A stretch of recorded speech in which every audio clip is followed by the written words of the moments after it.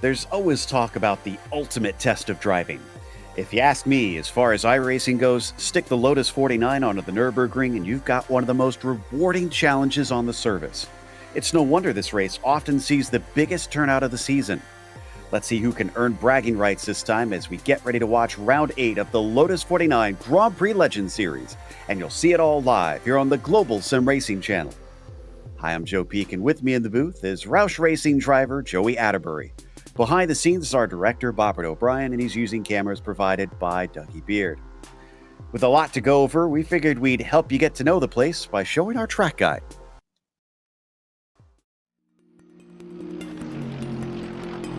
Welcome to the Nurburgring. Nicknamed the Green Hell by three-time F1 world champion Sir Jackie Stewart, it is often regarded as the greatest test of a driver anywhere on the planet. Just looking at the stats will tell you why. While the combined version holds a swath of choices, they all include 100-plus corners and range between 14 and 16 miles, or 24 to 26 kilometers in length. Add to that roughly 1,000 feet in elevation change over the course of the lap, and it's easy to see what's so impressive about it. Simply memorizing the course is over half the battle for drivers, let alone being fast. It goes without saying that the Nordschleife portion is dangerous. Many fast corners lack runoff, there's blind apexes everywhere, and in a couple cases, even modern cars will get airborne. The list of famous turns is pretty lengthy, but some of the more notorious are places such as fluke lots, miss hit miss, bravery corner, and of course, the ever iconic carousel. It's not just the places where you have to move the wheel to get attention too. The Dottinger Hoa stretches for more than 1.5 miles in length. However, that isn't even digging into the Grand Prix portion of the circuit. Much more open and safer in nature, it's no less challenging from a technical standpoint. Passing is still surprisingly hard in most cars, and corners such as the Schumacher S can spit you into the barrier if you don't respect the curbs. Events such as the 24 Hours of the Nürburgring offer drivers of many skill levels the chance to tackle this behemoth, and still draws gigantic grids to this day. Many race fans consider this the mecca of road racing, and any driver who is able to push the limits here often quickly garners their respect.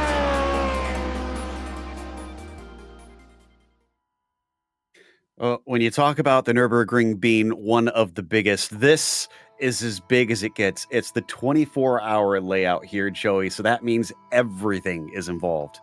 Yes, all of the pavement involved, as you say. The Nürburgring, 170 turns today, just under 16 miles for one lap, a tick over 25 kilometers. And when we think of the Nürburgring, it's always about racing the track. You have to survive out here.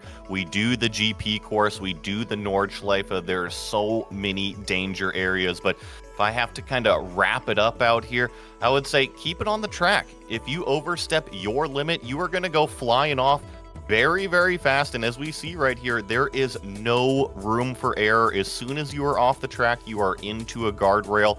Sometimes it doesn't even take going off the track. Some of these curbs are extremely high as well. They can damage the car and then buck you off of that racing surface. I would say the one piece to keep an eye out for, Joe, that final straightaway, the Dottinger Hoa, it is so incredibly long. I have a feeling that if there's a draft train, it's not who enters that straightaway first, but who's going to come out first. That might be the winner. That's a good point. There's going to be some slipstream battles, even though you wouldn't think so at a track like this, but watch out for that. Now, let's take a look at the championship, though. In the meantime, Seb Tixier is leading it once again, looking for maybe his third championship here. Oye Zamaloa is the second behind him, and as I said last week, he's been very consistent, but he's going to have to start beating Seb if he wants to overtake him in the points. Jorge Nieva has gotten at least one win, his second ever in his career this season. And that has put him back into the fray, just ahead of Ove Trangrade, who's creeping up because he's starting to look fast. But if he does his traditional no practice thing today, that's going to be very, very interesting watching him. And of course, let's not forget about Togo Hosada, who's had a bit of bad luck this season, but he's put on some spectacular shows here at the Nürburgring in the past, known for his drifting shows. We'll see what he does on that one. There's also the F2 championship, Joey, so let's take a glance at that. Only difference between the F1 and the F2 is that driver's iRating. Right now, Bjorn Ackerman narrowly leads the way, and really, look at the entire top 5. They're only separated by about 5 to 10 points apiece between each of them. Bjorn Ackerman, Michael Grissinger, Jan Steven there in third, Kurt Clapper, and then Tobias Harnvey. But that battle for 5th place between Tobias Harnvey, Terry Tromshauser, only 1 point separating them. Then a little bit of a gap back there to the 7th place, but trust me, it tightens up once again. Only 10 points separating those 4 drivers between Robert Reynolds all the way back to 10th in Andres Bruno.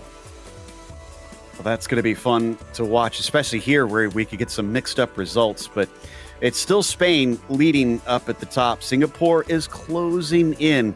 They might not have as many drivers as the Spanish Armada, if you will, but Spain is still pretty quick, and they're making life difficult for our current points leader in the championship. United States, a bit of a distant third, with Norway catching up thanks to Ove Trangrade collecting a lot of points for them. And then the United Kingdom kind of sitting in 5th, hovering in the background. They could be a problem, especially if Mick Claridge starts to grab up more points now that he is back. Let's go over the race details real quick, since it looks like we're going to be gridding up soon here, Joey. About 3/4 of the way through this season, round 8 of 12, 4 laps at the Nurburgring. Yes, we mentioned it is 170 turns here per lap. So 4 laps, that is the correct amount that we are doing. Open setup, so that means you're going to be tweaking and tuning to best suit that car to your driving style and this racetrack. No spare car. I mentioned the danger that's here at the Nurburgring, so got to be careful. Drive-through penalty at 17x and a disqualification at 25. So Andreas Valenteus has managed to put it on the pole for this one. Hisada is going to be starting from 3rd behind Mick Claridge, and Seb Tixier will start from 4th. Ove Trangrade P5, Orie Zamaloa in 6th. A lot of familiar names here, along with Nieva in 7th, and Smetana, a new name, in 8th. Gary Ho, great qualifying for him in P9. Leo Sequeiro will start in 10th. And then in 11th place, we have Laust Olsen, Ricardo Ruiz in 12th, Daniel Perez Hoya in 13th, Evan Godbell in 14th, Steve Morris here in the 15th place, F2 points championship leader Bjorn Ackerman in 16th, Eloy Unkosten. I believe we've got the revs up on the racetrack, Joe. Yep, so we'll breeze through the last few as we get ready to go, and the green flag is out off the line. We will start in the GP section. But as we fly towards the first corner, things will tighten up tremendously here with the chicane. Watch out for this one, because it gets very frantic, and already we've got an accident at the front of the pack as the rest of the cars start to stream in. And unfortunately, it's an outright mess with almost a parking lot in there. Yeah, and I see the number 2 car. That's Oye Zamayoa. Remember, you were mentioning him. He is spun around at turn 2. I also saw the number 15 car involved. That was Marco Antonio Lopez Salgado, and more problems on the racetrack right in front of Marco. 47 going around. I wondered where a lot of the cars were. A ton started from pit lane. No wonder it was a mess there into the first turn. I kind of feared that would be the case. But we do have Valenteus leading Mick Claridge with Hisada in 3rd up at the front of the field. They aren't out of the GP course yet. That's where things will really get scary for the drivers once they exit onto the Nordschleife.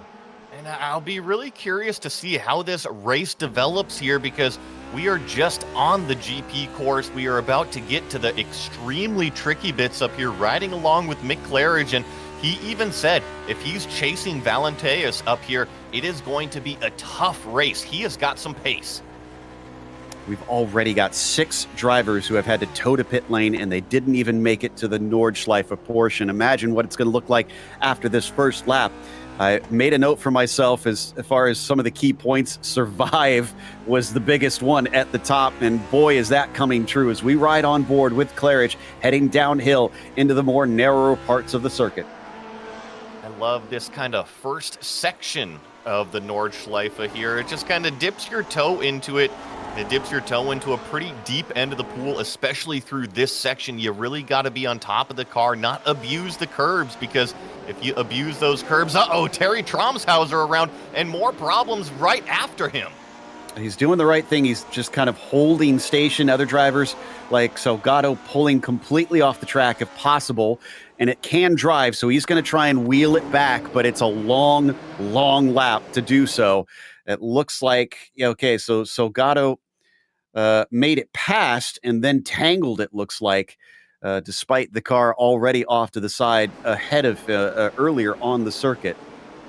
I'm not too surprised by this. There's not much room to get around. Ooh, a little bit of front to back contact there. And then you see Marco come in and collect that other car as well. So just a little bit unfortunate.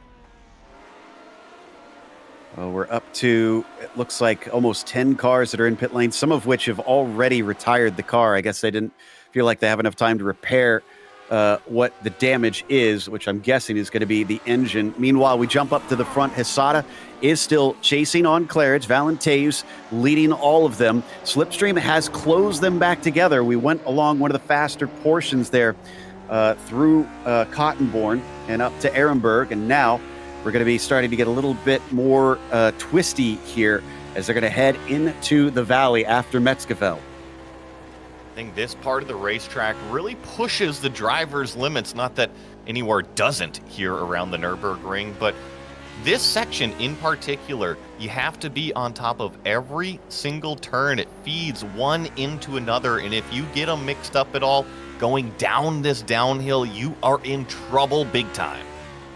Through miss, hit, miss. You can see just trying to stay off of certain apexes there. And then, of course, Defense Valley. Very difficult braking into this left-hander. They're all three going to make it through. Just a little clip of the curb from Mick Claridge as we watched from the view of Togo Hesada. And this is going to be the lowest part of the track here at the bottom of the hill. It is literally all uphill from here. Yeah, and I'm actually curious here. Does Togo maybe have a little bit more pace than Mick Claridge? We saw him really close it in on the back end of that yellow car. Mick has lost a little bit of time to our leader, 1.2, 1.4 seconds back now, so he's even in danger of losing that slipstream. And, I mean, we are only halfway through this first lap. I'm looking down, and you get to 10th place. They're already 18 seconds behind the leaders. That's the difference knowledge and speed at this track can make. As we climb up the hill, Hesada's all over the gearbox of Mick Claridge. He's going to have a nice pull, but this is not the straightest of straightaways here. And in these cars, there's no downforce. These tires, they don't make the grips. They go bouncing up over these jumps here at the Nürburgring, and just seeing them slide around this course, it is pretty dang cool. Thought Valenteus was starting to pull away, but they've got him back into about within a second. They can't afford much more than that. I think about 1.5 to 2 seconds, and he's going to be out of the slipstream by the time they get to the Dottinger Hoa. So I wonder if that is Mick Claridge's main goal here as they chuck it in to the carousel for the first time. Valenteus was wagging the tail. He's trying to pull away. Yeah, I think it actually cost him a little bit of time there. Sometimes you have to keep the car in line in order to create that forward drive, that forward traction, because Mick has actually closed it into within 0.8 now. He's gaining bit by bit. Could be a stronger portion of the lap for him. There's an ebb and a flow to who has pace where at this circuit. So unique to anything else in the racing world. And now we come through Vipperman, Seesaw Man, just bouncy and back and forth, forcing the drivers to be on top of it. Watching now from on board, this is Seb Tixier, who is in 5th right now. Our points leader sits behind Ove Trangarade. What I think is really cool about this shot here, Joe, is look at Seb's rig. He has got a motion rig, so each one of these bumps, each one of these curbs, he is feeling every single bit of this racetrack, and you know from personal experience how bumpy this place is. Yeah, it is quite bumpy. And the other thing I wonder about is this has got to be important in this car. You know better than me how much the internal gyros make sense in telling what's going on. Oh, yeah, you definitely have to have the feel. So I think, yes, the motion sim can definitely help out with that. But I think the cool factor here is jumping up over these curbs, bounding over this racetrack here at the Nürburgring, and having that motion turned on. It's got to be an experience. No doubt. as I think Hisada and Claridge are losing once again. It's up to 1.7 seconds in front of them to the lead. Valenteus has got, you can see flashes of him across the screen. Togo is now ever closer to the back of Mick, and he's going to have a good tow. I wonder if they should work together, though, Joey, because they could maybe leapfrog here down the straight. And look at this. Look at the front end of Mick Claridge's car. I'm not sure where this happened, if he hit a curb strongly somewhere, but he definitely has damage on the front end of that number 5. Now, here, the aerodynamics aren't necessarily a huge factor, but trust me, it is a detriment. And I can tell you that you don't have to run into anything. Yes, you will get that damage just from running this track in this car. It bounces around so much, sometimes even off of fluke plots if you bottom out the nose a little bit when you land. So don't be too surprised if lots of drivers have that nose damage by the end of this race. They slow it down now into Tiergarten and Hohenrenn, and they'll get back to the GP course and complete. That was 1 of 4 laps. I'm really curious now because Valenteus, right, he has just been out front. We've kind of seen a little bit of the seesaw battle of being able to catch him a little bit in the draft. But now with Togo Hisada in that second place, I'm wondering, is there going to be a little bit more pace to close that gap? And I know we've been focusing on this a lot, but we've got some good battles farther back. I noticed that Gary Quellen and Costa Ackerman are all in a tight little battle. This is for 11th place right now. And as they come back onto the pit straight, then Costa was able to run away. I thought he was going to be under threat here. In fact, it looks like Ackerman might have a good opportunity. He's going to try around the outside into the Yokohama S, but nothing doing unless he gets a better exit than Quellen. No, he can't get the throttle down. He slips up the rear tires. Yeah, and actually I'm seeing just behind this was another good battle. Well, Bjorn Ackerman, remember, I mentioned him earlier in the show. He is our F2 points championship leader. So even sitting in 15th place right, or inside the top 15 in 13th place, collecting some very valuable points. Yeah, poor Cam Porter lost control of the car down into the braking of the first chicane, and that caused a bit of a stack up with cars running into him. I think he's going once again, but real shame to see that happen. Oh, no, he is not going. He has towed into pit lane, and he looks like he might be done for this one then, because by the time he gets out, maybe he'd only get to do one more lap around.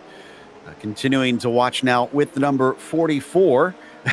Of course, we brought up Don Peak, who's already been racing this track some this week. I was actually shocked, Joey, when I was getting the details together. I pulled it up on Tuesday, and there were already drivers racing on Tuesday. For this series, that's almost unheard of.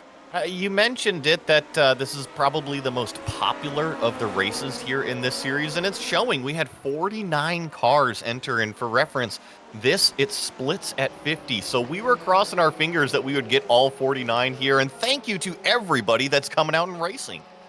Absolutely. Jason Clapper hasn't gained as many spots as he traditionally does. He's only up 8 right now, and the 14 car is in 21st, but he's hassling Didier Ribez quite a bit. Is behind them somebody testing the limits of the track through the GP course, running off into the grass briefly, up through the chicane, and now entering onto the Nordschleife. I believe that was the purple number 30 of Jonathan Jordan just behind Jason Clapper.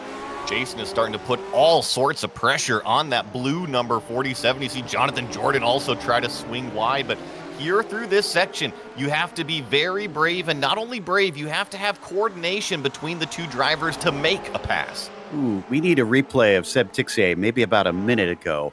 He had a hell of a moment, and this may have been up over fluke plots, that he saved it, but it just about ended his race, and I think he's lost touch with train grade.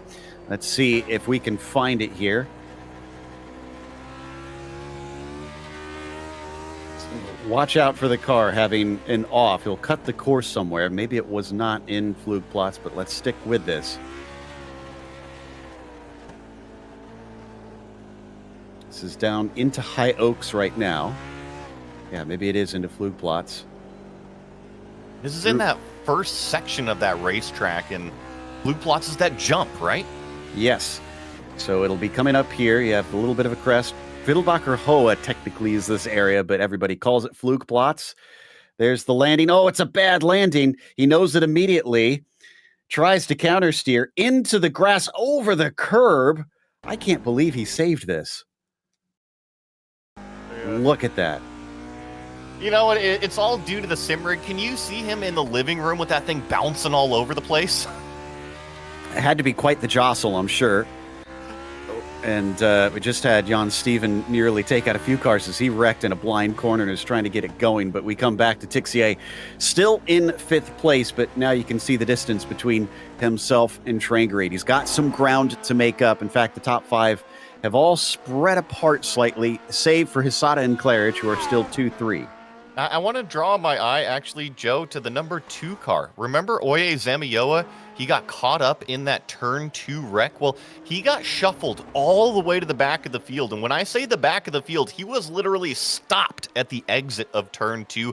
Well, he has made his way all the way back up into 13th place. He's right on the back of Gary Quellen. And the pace that he has, I expect him to get inside the top 10. An impressive climb. He is 44 seconds behind the leader, so he did pay the price for having to sit and wait so patiently. But like you said, his position is what's important to the points for him. He'll need that consistency as he looks coming up into Bergwerks. He doesn't quite make the pass, and Quellen is going to fend him off for now. Will he have a better run up through Kesselchen here as they climb up the mountain? Right in that toe, that slipstream, just try to follow those tire tracks in front of you as best you can. We already saw how narrow this racetrack is when Oye tried to get around Quellen just a couple corners before. Let's see if he can make an opportunity happen, but this red car just right in the middle of the road. This is what I was talking about earlier. It's difficult to pass unless you're on one of the longer straights, and it does pull him up. Will he try it into Style Streka? No, decides it's not worth trying to risk it there. Somebody maybe had an off as I saw some smoke. Might have been Steve Morris, and not seeing him show back up, so I wonder if he had to take a tow as now they get into the carousel once again. Just right on the back gearbox here. You definitely feel that Zamayoa has more pace than Gary Quellen, but Gary is doing an excellent job doing exactly what he needs to do. He's out here running his race, running his pace as best as he can, keeping it on the racetrack, not being dangerous, doing a great job. Yeah, an impressive show of hardiness here as down to the inside. He's going to have to give space, desperate to get through into Vipperman. Still nothing doing for the Spanish driver, and he is stuck. I have to suspect that he's going to wait until, or will need to wait until they get up to the Dottinger Hoa to truly make this pass. He's still poking and prodding, though. He's got to be careful about that. That's a good way to throw away the race. Yeah, and I understand his frustration, or I shouldn't say frustration, I should say urgentness, right? He's trying to get around a car that he feels is just so much faster, or he's so much faster, and he's actually looking in the mirror because if he doesn't get around this number 13, Matthew Maudsley, he's actually closing in that gap. He's only about 1.5 seconds behind now. Over Flansgaard, the other spot where these cars can get 4 wheels all into the air. And then they head into the Beloff S's, named after the man who for a long, long time held the track record. No longer, as that has been switched around to the new Porsche that broke their own record. Oh, this is an aggressive one up into Swallowtail, and he makes the pass stick. That was brave. And what I'm really interested about is how much can Oye run away right here in the final couple of corners, because remember how long that Dottinger Hoa straightaway is. Sometimes you actually get a benefit coming out onto the straightaway in that second place position. Yeah, I don't know if this was the smartest move because he might lose it right back or find himself just under threat from Zamaloa into the braking once they get towards the end of the straight. Hisada setting the fastest lap in the meantime up ahead of this group.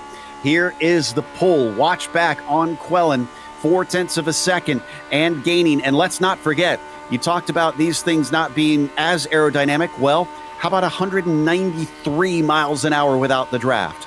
I'm seeing Quellen 200 catching Zamayoa here, and he showed the nose, but I think Gary kind of knows that Oye is a little bit faster right now. Just use that slipstream, hang on to the back of this number 2 car, and if I'm Gary Quillen, let's take out the pen and paper, let's take out that notepad, start jotting down notes on how Oye is so fast and how I can catch a little bit more speed.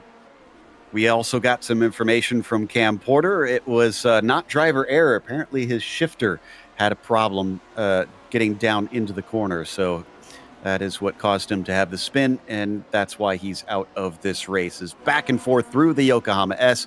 Sam Aloha will stay ahead just a little bit in front of them. This is the battle for ninth with Bjorn Ackerman leading, and Costa and Steve Morris. So Morris did get going. That was a little wide from Ackerman. So it looks like Costa's going to have a chance to try and make the pass here down into the Dunlop hairpin. Remember, we were covering this battle just, a lap ago, I guess. But this has been the same 3 cars. They were in 13th place position, but now they're all battling for 9th spot right now, so a top 10. And we have to remember, Zamayoa was about 5 seconds behind the back end of this battle as we entered this lap. I'm curious how fast that number 2 is going to run up on this train of cars. And that'll make life fun, no doubt, for all of them, because they're fighting their own battles. And Ackerman back ahead of Costa with a move down into Michelin. But he's going to have to try and run away now. Speaking of which, there you go. That is Zamaloa running away from those behind. So how quickly will he catch up to this group? Ben Zocco down in 17th, has gained 10 positions since the start, but the car behind him actually has done even better than that, 25 positions up. There's some extremely impressive movers. 18th, this is Tobias Harnvey, the car you were just mentioning, Joe. 25 positions gained, started back there in 43rd. Unfortunately, though, Tobias has about 8.5 seconds in front of him till the next car. Which I believe is, that is Ben Zocco, who we see on screen now. Leon Steven just in front of him, fighting for 16th position.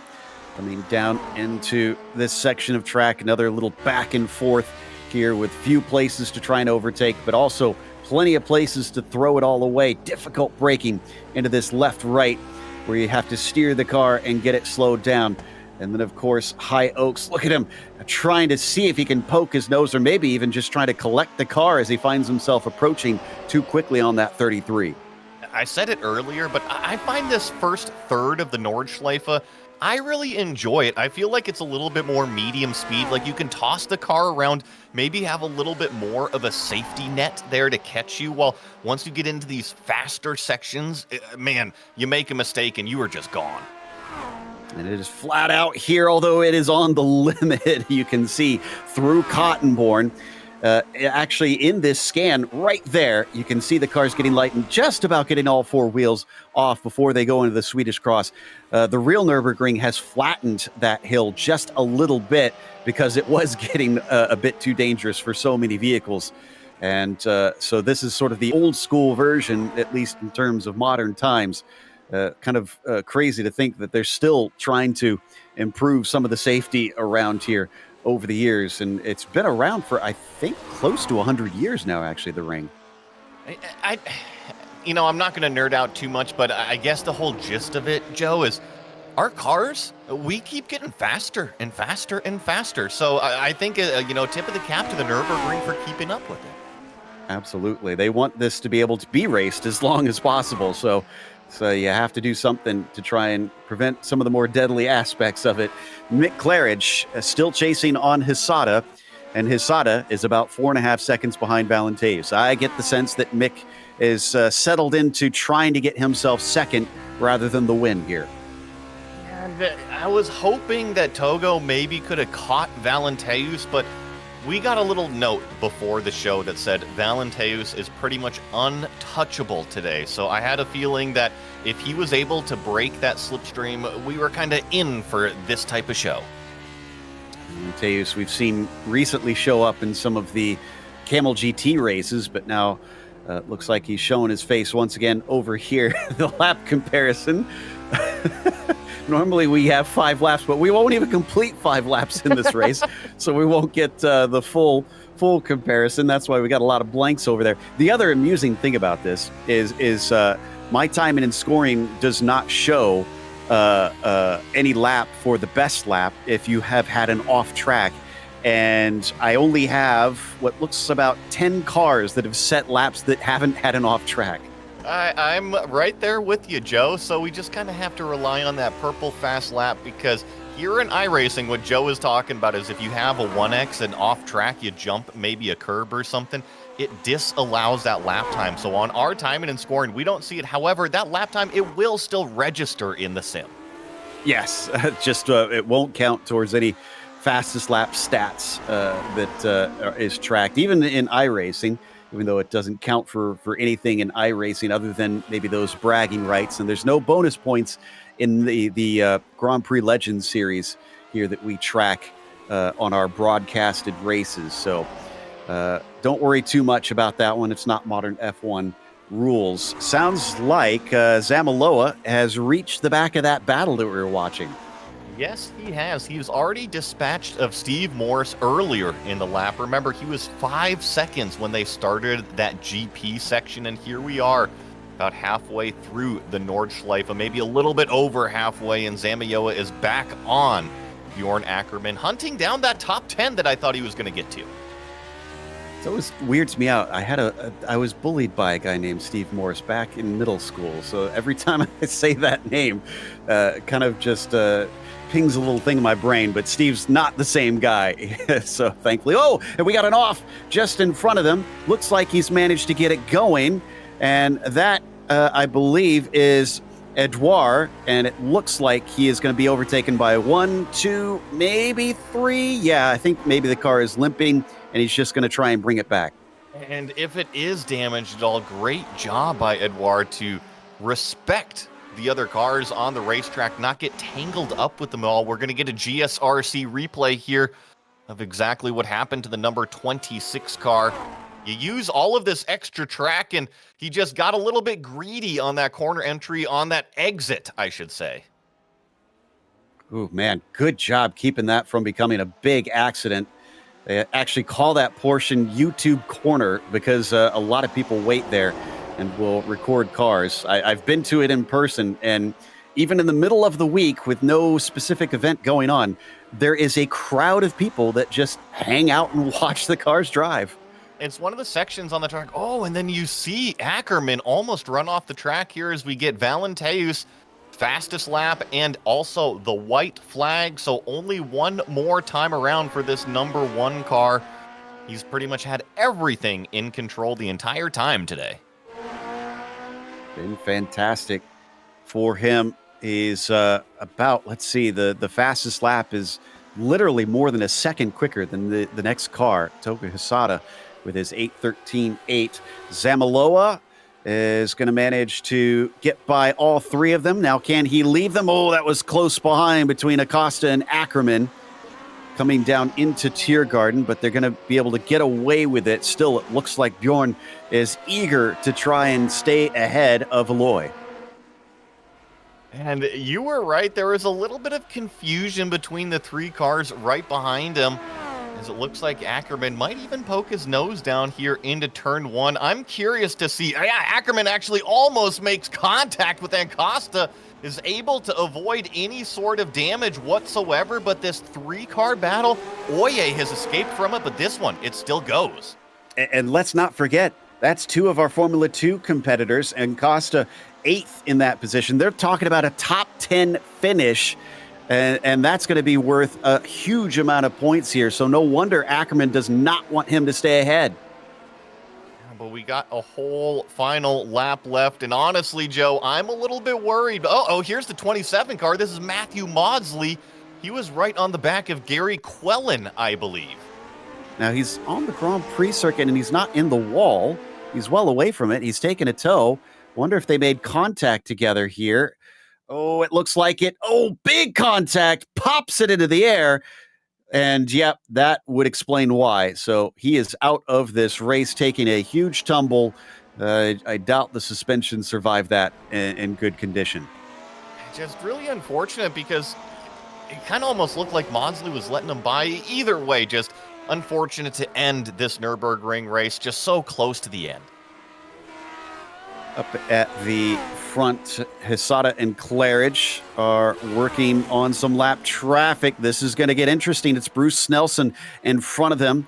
He lets one through. He's going to try and let Mick through, but it does cause an issue for the 5 who has to lift big time. This racetrack is just so narrow. You put any other cars on it, you have to have coordination between the two in order to get any passes done, and you see how easy it is just to get choked up, lose a little bit of track position. But I think crucially, Joe, he's still within that draft range of Togo Hissata. Lost a few tenths, but you're right. He should be able to at least try and pull back on him. Back to Ackerman now. On Acosta has not been able to make that pass quite yet.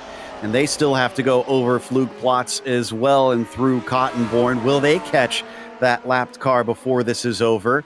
Actually, they might not, because I think they're a full minute behind Snelson, or at least behind Claridge, who just passed Snelson, as they get ready to pick up speed now. And they are going to start to get hard on the throttle, flying through Cottonborn up towards the Swedish cross here, over the crest, and now braking hard to try and turn left, flirting with the grass on either side of the track, braking hard down into Ehrenberg, and Acosta will still stay ahead, and might be that Ackerman has lost one of his better chances there. Up a few more gears as you plunge down this steep hill. Hit the compression down here. Keep your foot planted to the floor for just a little bit longer before you finally got to jump on the brakes, get it through this little technical section here. And Joe, this is an area that you can poke your nose down in here, but you got to get it done really soon here in the next corner or two, because now it starts to narrow up and speed up again. Yeah, exactly. And on top of things, look at how busy they are in the cockpit. I love this angle and seeing just how much steering they're having to do constantly and dealing with that car ahead. Look at him under braking, nearly getting up to the gearbox. Up and around these giant curves on this section of the racetrack. Really got to be careful to respect those red and white mounds on either side of the concrete. They dive down through some more sections here. Bjorn Ackerman, he is all over the back of Acosta. It's very brave in that sense, because if something happens to Acosta, then he could easily be collected without much time to react. Down through Defense Valley, still close to the back of him. And he's going to see if he can do something once again, but there's just not many braking zones side by side. Mick Claridge is off. This is up in his style striker. He keeps it from going into the wall somehow, wheel to wheel, through the right-hander. They're going to have to get single file now up into the carousel, and it looks like Claridge will win that battle. But is this where he really wants to be? He said, oh, no, and he's going to go wide. Was that intentional? I think so. I think that might have been a little bit of a pre-planned move, but I am curious about this right here, this replay. How did Mick Claridge get around Togo Hissata? Is there a mistake from Hissata? A little bit, yeah. Put his wheels off. Claridge thought maybe now's the chance to try and make the move. Wow, how close was he? He was about half a foot away. But just respect between the two. Togo left room for Mick. Mick didn't close the door on the apex curb. Just great racing. Oh, my goodness. Is that Trengrade that's going to be the third car in line coming out onto this trap straight? Oh. Good catch. I had forgotten about that. That little tussle between them has allowed the Norwegian to gain on both of them. Remember, he's also close in the points fight. He could use this. If he could manage to overtake both of them here, he is going to get the toe, which is going to make it interesting. If he can stay with him, he overdrives the ice curve. Yeah, but I think as long as he can stay here, but he's got a slow down penalty. He's going to have to give up a little bit of time. That's going to do it for him. Such a shame. He was so close to it. He's now about 2.5 seconds off of the pair. So To decide the final steps of the podium, it's down to Hisada and Claridge. Unless they come together, Valenteus is heading up to the mini carousel now. He's getting close to being done with this and claiming the victory here at the ring. This is an important one for drivers to be able to hop into this car and beat this track and car combination is a point of pride. Oh, but he is almost into the grass there. I think between the updates with iRacing, maybe with this tire model and the setups that these cars have, maybe there's a little bit of grip in that grass. Mick Claridge showed it to us earlier. Yeah, maybe it's dried out enough that he's able to take care of that. On to the Dadi Nerhoa. Hisada leads ahead of Claridge. Claridge gets the pull. Is this going to be too soon, though? Will Hisada be able to fight back? Look, he's getting right into the slipstream, and Mick tries to weave to break it as best he can. This is going to pull along the Japanese driver. Mick holds to the left-hand side. Here comes Hisada, and now it's going to be a game of chicken. This is going to be scary through Antonius Beach, and he goes off the course once again, tries to get his wheels back onto the... Oh, no, he's off the course. Both of them off into the grass. Mick slides back into the circuit. They clip wheels, and that sends Hisada into the grass. But taking the win, Andreas Valenteus will take victory here in Germany. Mick Claridge will try and get to the line. No, he is going to let Hisada through. And he's got to be careful because he might lose the spot. Yes, he does. Oh, no, Mick does. He's able to cross the line. Seb Tixier is able to move up. Am I seeing him in fourth in front of Trengrade? Something happened to Trengrade there. You know what? Trengrade lost so much, he allowed Seb to catch him on the straight here. And then look at this. Okay, so we're going to watch this. This is at the end of Dottinger Hoa. Trengrade's the orange car. Seb Tixier's the blue. And just coming out of this final left-hander, Seb Tixier is able to put the power down better through the upshifts, steals away fourth place by 0.02 of a second. That was tight. There was the line. Incredible stuff between them. And just a fantastic race. We're going to let the rest of the field come across here as we got a few battles to the line, it looks like. I think that was Bjorn Ackerman. Where did he wind up? 10th place, but behind Acosta, unfortunately. And then Sequiro having a nice little fight with Quellen, who is going to just barely beat him to the line in the end by about 0.03 of a second himself. Zoko is not going to be able to beat Steven to that 15th place. And I think that's most of the battles done for this field. What a wild race we had here at the ring. We're going to take a quick break. We're going to come back with the official results as well as driver interviews, so stick around.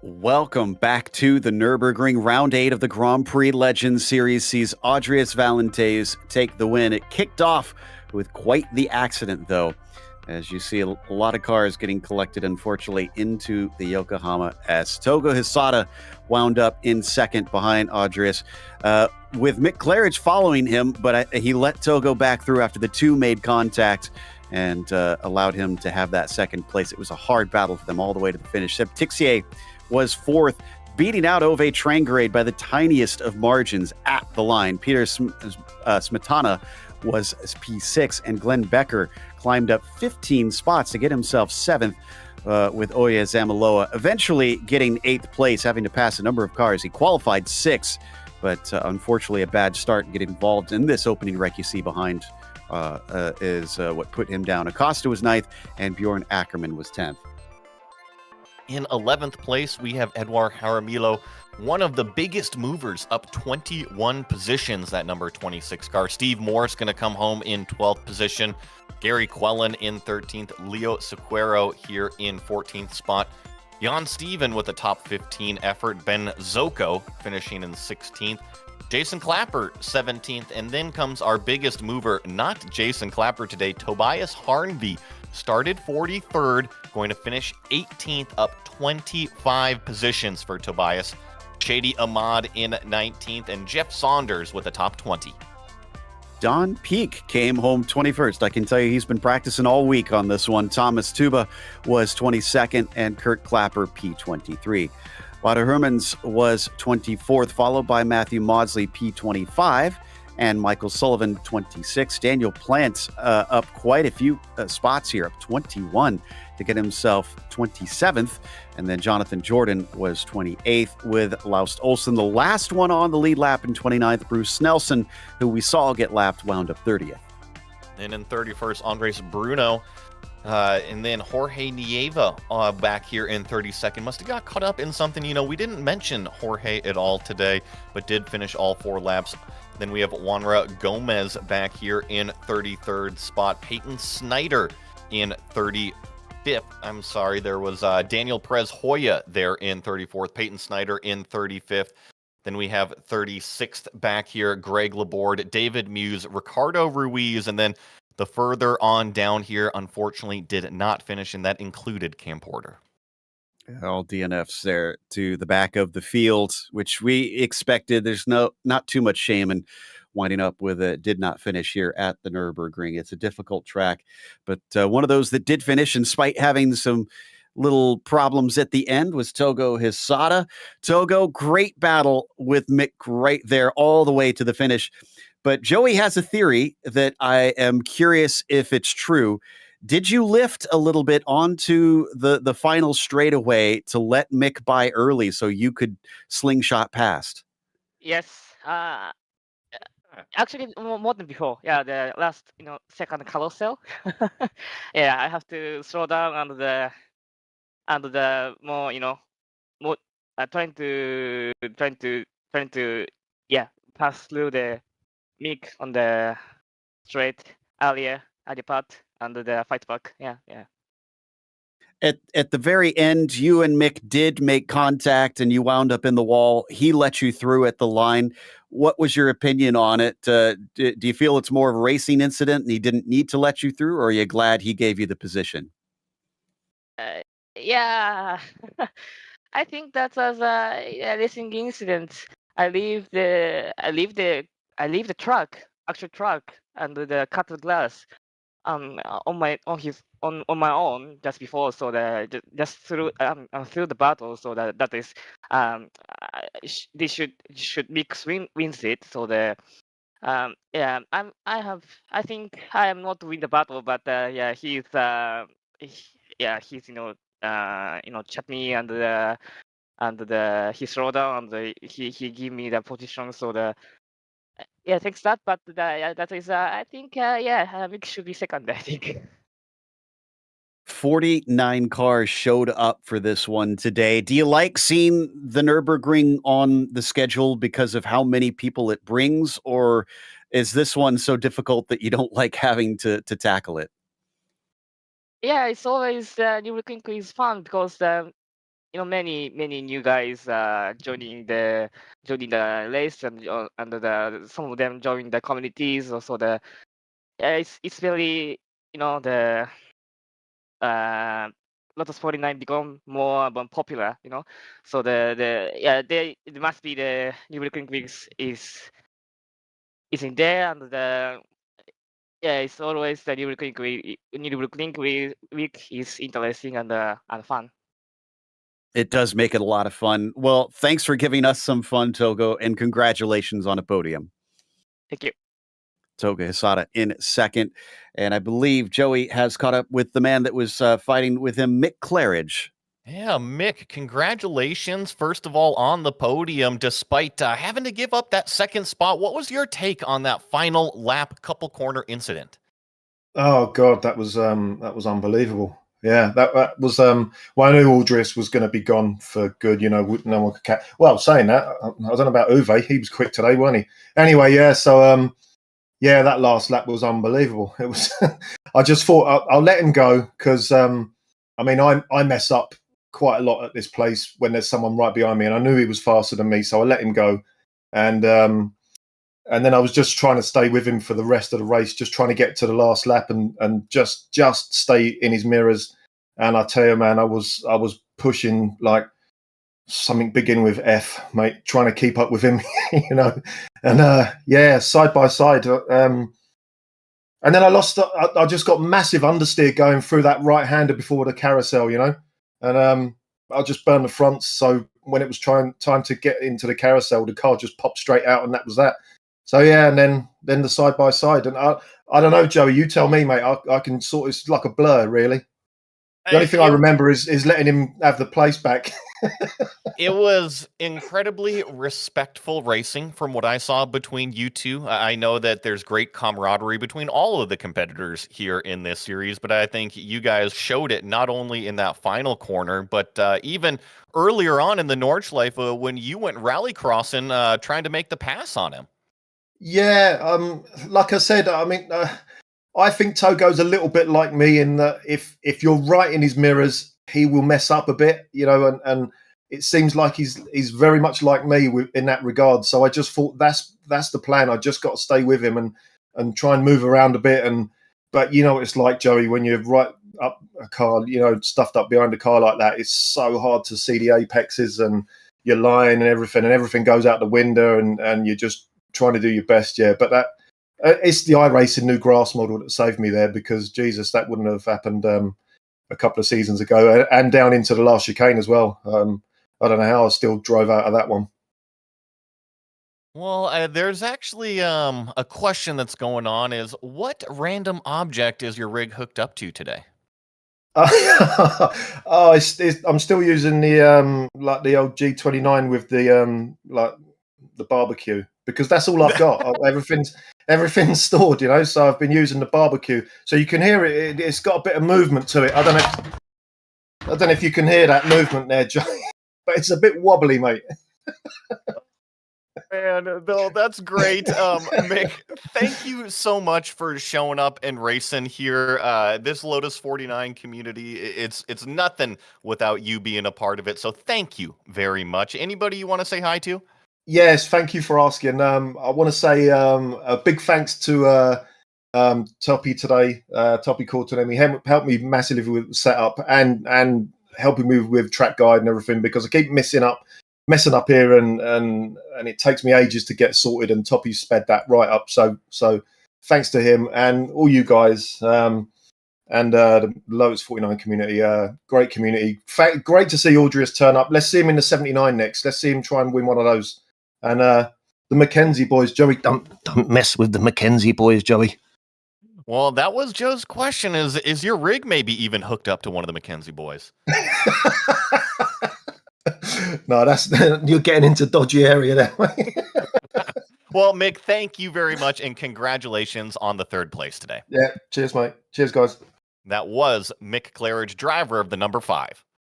And we've got fourth place finisher Seb Tixier as well, just off the podium. I don't think he's too concerned about that, because what a battle there at the end with Ove, Seb. Were you surprised you were able to snipe him at the line? Yeah, I think there was like I don't remember which term, but I saw some smoke, and then I was looking at the relative, and I thought maybe he has some issue, or maybe he's like a damage or something. So I tried to push, and I was close in the straight, but I didn't manage to pass him in the straight. So I just wanted to stay behind him, but to be honest, I didn't want to try to pass. Fifth was good with all the issue happening behind me, but exit of the last corner, he did not have any drive, so I managed to pass him and stole the fourth place. It certainly was fun to watch. How did it feel out there today in the car in general? Was it did it feel pretty good? I know I saw somebody say that the Grand Prix course was very slippery. It felt like. Yeah, it was very slippery, and the way I set up my car, the cold tire are very bad.